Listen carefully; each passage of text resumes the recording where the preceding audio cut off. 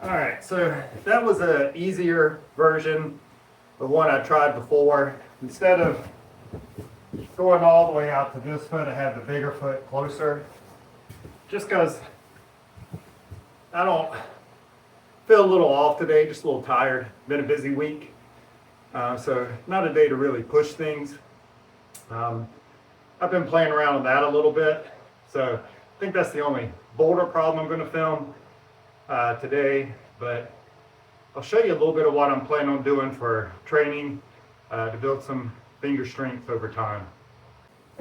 I changed my mind. I'm going to try the same problem, but the mirrored version of it, just to see how that goes. Maybe it'll work, maybe it won't.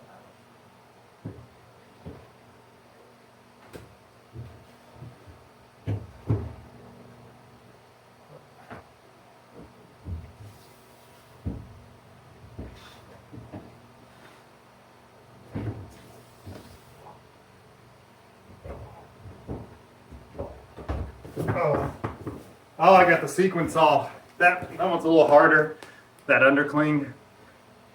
But I'll get the right sequence and do it. I'll rest. All right, I'm going to try that again. Try to actually do the right sequence. I'm surprised I was able to hang on like I did doing it the wrong way.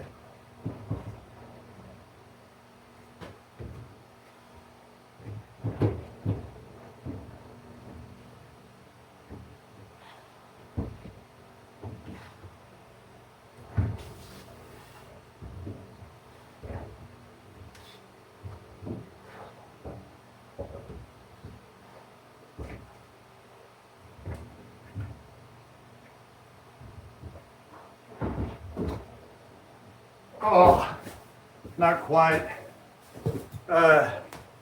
No chalk, but I'll do that another time. Okay, so let's talk a little bit about training fingers from a strength aspect or standpoint for climbing. There's different ways of doing it. What's been around for a long time is just climbing. Definitely hang boards or different types of edges to hang on as well. And then we got lifts off the ground now. So where you have like a block, tension block or some other kind of portable device, and then you just pick up from the floor. Those all train the fingers. And then what's been kind of the new big thing for the past, I don't know, year or so is isolating just the fingers where there's nothing else contributing. And then like using a 10 deck or some kind of force gauge to see how much you're lifting as well. For me personally, I don't like the force gauges. They're too variable for me. Again, other people seem to do well with them, so I'm not saying they're bad. I'm just saying for me, it doesn't seem to work. My numbers will vary a lot, 10, 20 pounds, maybe even more than that sometimes. So it's kind of hard for me to really gauge what I'm doing, know if I'm truly improving or if something else is going on. The other thing I'll say too, I'm not a fan of just purely isolating the fingers to where like you have some kind of block so you can't move your forearm, can't move your arms, and you're just doing an isometric where you're kind of curling the fingers. I think it's too reductionist. Climbing's not just fingers and that's it. So that doesn't work well for me. Again, we need kind of this connection really with our whole body, but definitely our shoulder, our arm, our fingers when we're climbing. And like I said, when you're really on the wall, it really goes beyond that, because then you got like these patterns across your body you're having to use. And so we don't just need the intramuscular, let me say that again, intramuscular coordination with our fingers and forearms, which is what we're training if we're just doing fingers and nothing else. What we need is that intermuscular coordination between our forearms, our arm, our shoulders, our back, our core, our legs, hips, everything. And so for me, I think, doing more hangs on a hang board is better, because that way I get that. The lifts off the ground, same kind of thing. You don't get that same engagement in the shoulder. You do get some intramuscular coordination with the arm, and there's going to be a little bit of core and legs, but it's not the same as in climbing when you're having that arm here kind of out there and having to pull. So I like being able to kind of engage the shoulders, shoulder blades, the back. That way it helps to train those muscles, build that coordination between those muscles too. I think the more coordination you have like that, the better off it's going to transfer to climbing. The more we keep isolating things, yeah, we can build a whole lot of strength in those muscles, or whatever we're trying to do, but that doesn't mean it's going to carry over to that big picture that we're looking for, because there is no coordination aspect. Now, again, having said that, I'm not saying it won't work for anyone. With everything there is when it comes to training, lifting weights, strength training, different things like that, everything works for at least somebody. So normally when they do research and look at things, you have basically 4 different groups. You have one group where it worked really, really, really well for, another group where, yeah, they got, pretty good gains, decent. This group got, very minimal, maybe no gains, and this group got worse. And that's what you're going to find with everything. So, try stuff out and see if it works for you. Off the top of my head, I think that isolation is probably going to work really well for someone who's been climbing for a long period of time. So they've already got a lot of technique, a lot of coordination on the wall and between their muscles. They've been doing that for years and years and years. And then maybe just building that little bit of extra strength, they can probably transfer that over a whole lot better than someone who's a beginner and doesn't have that coordination, doesn't have that technique, doesn't have that base of just climbing and knowing how to move on the wall, on the rock. So that's where I could see that maybe working better for someone like that. Also, if you have, if the reason why like you can't hang on something is because of your shoulder, then doing lifts from the floor, isolating your fingers is not going to help out on that. Yes, you'll get the grip stronger, but that weak link's still there, and that's still going to be your limiting factor. And so for me, that is part of the weak link. I'm fairly heavy for a climber. Right now I'm at my lightest and I'm like mid 180s. Normally I'm up a whole lot closer to 200 pounds. So yeah, having it on one arm, that takes a lot to be able to pull that shoulder blade down. So that's the strength I got to build as well. So that's what I'm going to do what I'm going to do. So part of the ideas for what I'm doing, they come from Dan Varian. He's one of the co-founders of Beastmaker. He's done a podcast on the Nugget a couple years ago, and one fairly recently on test piece climbing, talking about his ideas as far as strength training goes and kind of isolating fingers to test. And then I don't think he taught too much on test piece about how to kind of build it back in, but he did on the Nugget talk a little bit more. So for me, I feel like the 2 weakest for me are my back 2. So little finger and ring finger. Got a little bit of joint issue, so I don't have quite the same range of motion I used to have or have with the other fingers, due to that PIP joint, for both ring fingers. And so, it doesn't tend to hurt when I climb, but if I just make a fist, I can feel it there. It's not a lot of pain by any means. It's very mild, like a 1, but I can tell there's something there that I don't feel with the other joints. So what I'm going to do, I'm going to keep my feet on the ground, kind of pull and keep that high knuckle crimp is what we're calling it now, instead of high angle. So I'm going to do that with just 2 fingers, and I'm going to do repeaters. So I'm going to do 6 seconds on, 10 seconds off, 5 reps, and I'm just going to do 2 sets. And then I'm going to try to do that. So I'll do it like 2 sets with just those 2.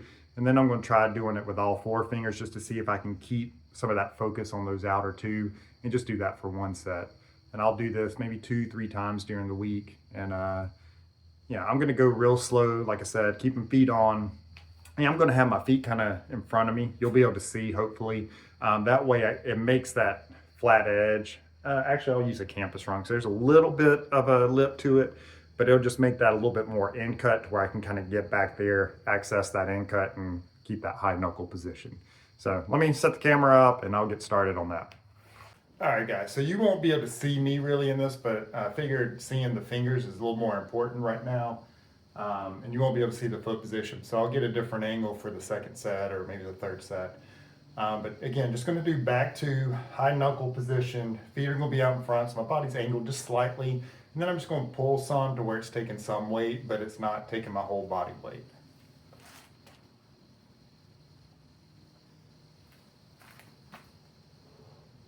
Pulling, 4, 5, 6, rest, 2, 3, 4, 5, 6, 7, 8, 9, 10.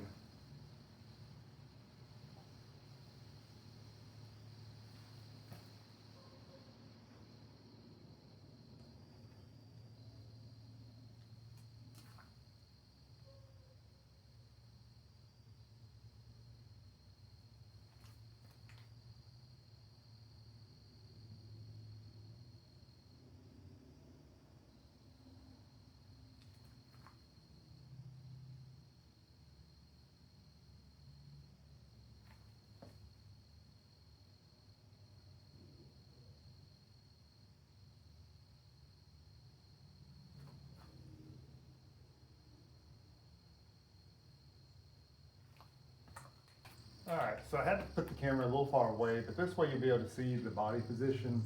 Everything else is the same. So again, trying to get that high knuckle position. Feet are coming forward some, and then pull.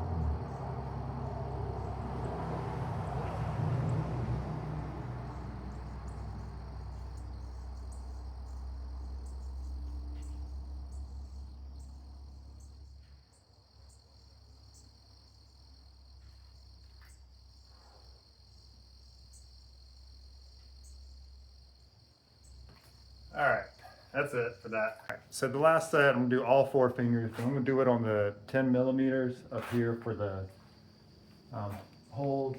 So again, high knuckle position, coming forward, and then pull.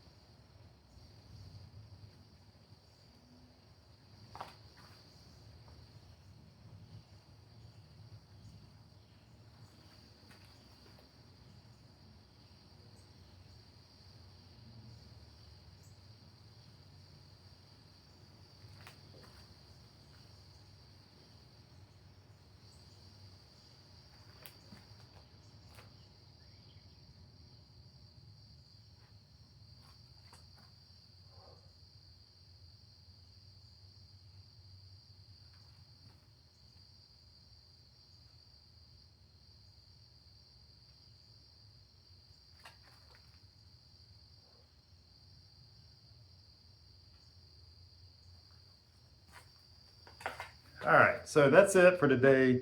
With that, when I do all 4, I'm still trying to pull as evenly as I can through each finger.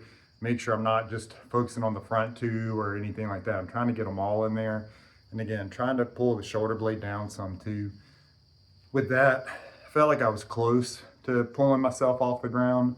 Not there, so I mean, not right at that point, maybe here, but I'll keep doing this, progress very slowly. Just to be careful with fingers. And I'll keep posting some things, that way you guys can follow along, see how it goes, see what results I get to. All right guys, that's it for today. So just a little bit on the wall, then a little bit of finger training. Felt good. I feel like, I've done something, but everything feels good. Just feels like the muscle's been working. I appreciate you guys watching. Well, like I said, I'll keep track of this and let you know how it goes, see how climbing goes, what results I get there, and what results I get from a strength standpoint as I progress. Because eventually I'm hoping to be able to do these things hanging. So we'll see how it goes. It's going to be a while, though. That's not going to be in a couple weeks. I think a lot of times we push the fingers a little too much too quickly and either get injured or then plateau. So it might shoot up and then just stay there. I'm trying to shoot for this nice slow progression and keep going up. But I appreciate you guys watching. Also, as a thank you, I put a link in the description of the video to Full Script and True Nutrition. I love the protein on True Nutrition, so it's good. Full Script has all kinds of different supplements from all different supplement companies. This way you guys can get a discount on both, 25% on Full Script and I think 10% off at True Nutrition. So hopefully if it's something you use, it'll save you a little bit of money. And like I said, I'm just trying to say thank you. So thanks again, guys. Please like, subscribe, do all that fun stuff, and I'll see you next time.